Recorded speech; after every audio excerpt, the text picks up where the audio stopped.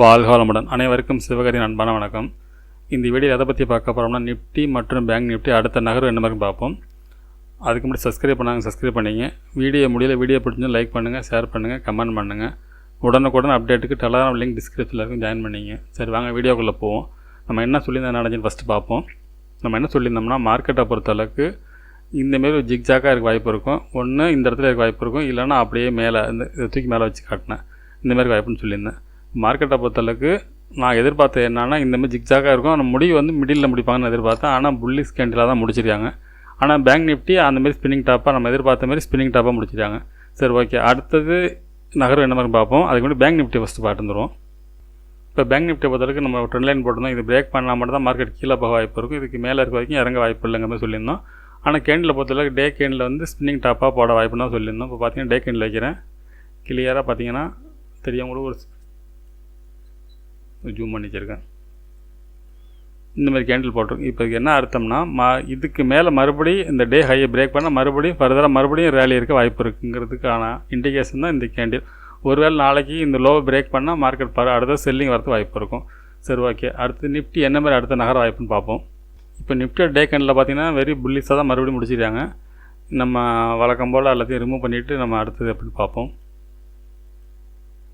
Remove பண்ணியாச்சு. அடுத்து என்ன மாதிரி பேட்டர்ன்ஸ் இருக்குன்னு ஃபஸ்ட்டு பார்ப்போம். இப்போ நான் வீக்லி கேண்டில் வச்சுருக்கேன். நம்ம வழக்கமாக போகிற ஒரு சேனலில் போட்டுருவோம். இது நேற்று நான் போட்டிருந்தேன் இந்த சேனல். இப்போ மார்க்கெட்டை பொறுத்தளவுக்கு இந்த சேனலை தொடாமல் மார்க்கெட் திரும்புறது வாய்ப்பு கம்மி. இந்த இடம் தொட்டால் ஒரு செல்லிங் வர வாய்ப்பு இருக்கும். அந்த லொக்கேஷன் பார்த்திங்கன்னா 21,250 அந்த ரேஞ்ச் வரைக்கும் போகிறதோட வாய்ப்பாக தெரியுது. இதுக்கு இடையில் ஒரு ட்ரெண்ட் லைன் இருக்குது. இதை நான் வீக்லி செட்டப்பில் வச்சுருக்கேன். இப்போ இதை தான் டே வந்து பிரேக் பண்ணி மேலே போயிருக்கு. இப்போ டேயில் மாற்றிடுவோம்.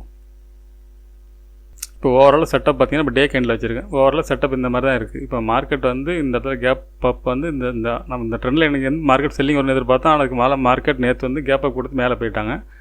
இப்போ இந்த இடத்த பொறுத்தளவுக்கு செல்லிங் வரணும்னா இந்த இடம் வரணும். 21,200 250 இந்த ரேஞ்சு வந்து தொட்டால் மட்டும்தான் இறங்கிறது வாய்ப்பாக தெரியுது. இதெல்லாம் நம்ம மார்க்கெட் வந்து கேப் அப்பில் தான் போகுது. டேயில் பெரிய பிரயோஜனம் இருக்க மாதிரி தெரில.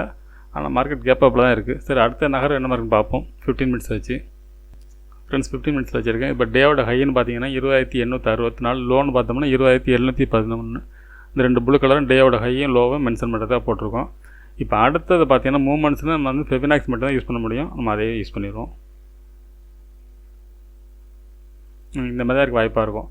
இப்போ நாளைய பார்த்தா 20,924 ஒரு லெவல்ஸாக இருக்கும். அதுக்கு அடுத்து பார்த்தீங்கன்னா 21,045 இந்த பேட்டர்னில் இருக்க வாய்ப்பாக இருக்கும். மார்க்கெட் எப்போ வந்து நம்ம சொல்கிறது ஏதாவது டேவை பிரேக் பண்ணுதோ அப்போ தான் செல்லிங் வரது வாய்ப்பு இருக்கும். இப்போ நம்ம ஒரு ப்ரிடிக்ஷன் சொல்கிறோம், அதுக்கு ஆப்போசிட்டாக என்றைக்கு நடக்குதோ அன்றைக்கி தான் மார்க்கெட் இறங்குதுன்னு அர்த்தம். ஓகே. அடுத்து பேங்க் நிஃப்டி என்ன மாதிரி மூவ்மெண்ட்ஸ்னு பார்ப்போம். இப்போ இந்தமாரி மூவ்மெண்ட்ஸ் உள்ள பேட்டர்னில் இப்போ அந்த ஆல் டைம் ஹையில் வந்து நம்மளால் கிளியராக வந்து ஒரு லெவல்ஸோ எதுவுமே பண்ண முடியாது. என்ன மாதிரி மூவ்மெண்ட்ஸுங்கிறது கண்டுபிடிக்கும் சிரமமாக தான் இருக்கும். ஏன்னா கேப் அப்பில் மார்க்கெட் போயிட்டுருக்கு.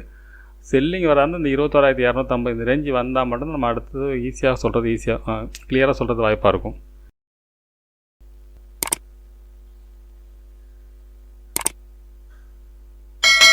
ஃப்ரெண்ட்ஸ், பேங்க் நிஃப்டி சார்ட் வச்சுருக்கேன். இப்போ எல்லாத்தையும் ரிமூவ் பண்ணிடுறேன். இப்போ டே கேண்டில் ஆரம்பம் பண்ணாமல் என்ன மாதிரி பேட்டர்ன்ஸ் இருக்குன்னு பார்ப்போம். இப்போ டே கேண்டெலாம் வச்சுருக்கேன். இதில் ஒரு ட்ரெண்ட் லைன் போடலாம். அதை ஃபஸ்ட்டு போட்டுருவோம். அதை இப்போ மார்க்கெட்டை பொறுத்தளவுக்கு இந்த ட்ரெண்ட் லைன் வரைக்கும் போகிறது வாய்ப்பு இருக்கும்.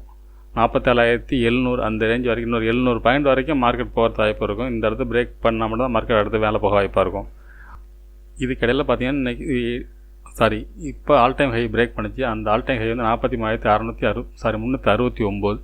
ஒருவேளை மார்க்கெட் நாளைக்கு இந்த ஸ்பின்னிங் டாப்போட ஹையை பிரேக் பண்ணால் மறுபடியும் மேலே போக வாய்ப்பாக இருக்கும். ஒருவேளை ஸ்பின்னிங் டாப்பை லோ பிரேக் பண்ணால் இந்த ஆல் டைம் ஹையில் வந்து சப்போர்ட் எடுத்து மேலே போக வாய்ப்பு இருக்கும். இப்போ நம்ம வழக்கமாக போகிறப்ப டே ஹைலையும் லோலையும் 2 லைன் போட்டுருவோம்.